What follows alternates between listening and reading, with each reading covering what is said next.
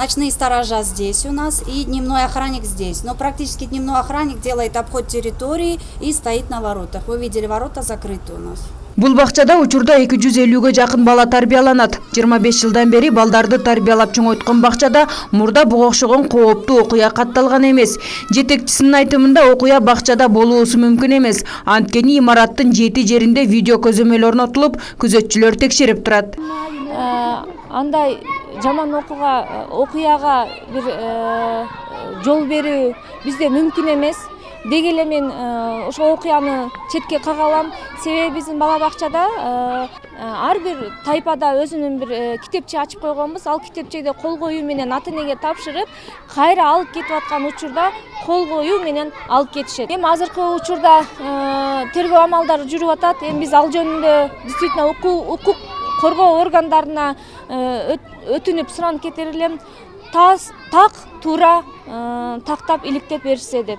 Маалыматка караганда шектүү окуя бакчада болгонун айтып, дуалдан ашып түшүп имаратка ээн эркин эле кирип келген. Баланы эшикке алып чыгып зордуктоого аракет кылган. Бирок бакча жетекчилиги шектүүнүн айткандарын төгүндөйт. Бүгүн бала бакча жамааты маалымат жыйыны өткөрдү. Алар шектүүнүн көрсөтмөсү туура эмес дешет. Окуя 13 ноябрь күнү катталган. Ага чейин бала бир жума бакчага келген эмес. Биздин иш жумушубуз, менин жамаатымдын иш жумушу кадимкидей эле өтүп, бир жакшы ийгиликтүү бүтүп мен үйгө кеткенмин.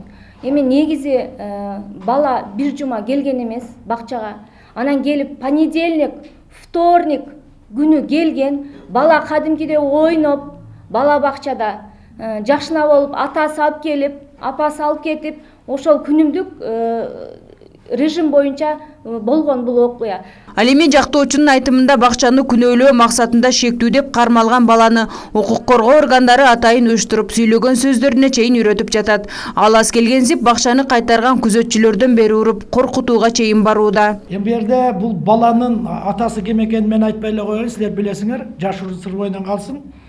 Ош шаардык прокуратурасында иштейт экен бир туугандары, баланын бир жакын туугандары.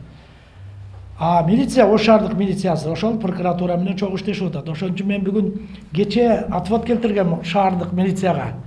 Мында МРО межрегиональный управлениеге эле бербейсиңерби?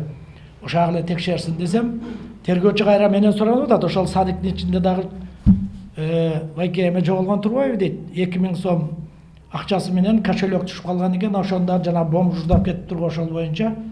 Бирок жана жоголгон кошелектү айтып атат ээси. Жок, мен тиги маршруткада урдатканмын деп. Жок, менен сурашып атат.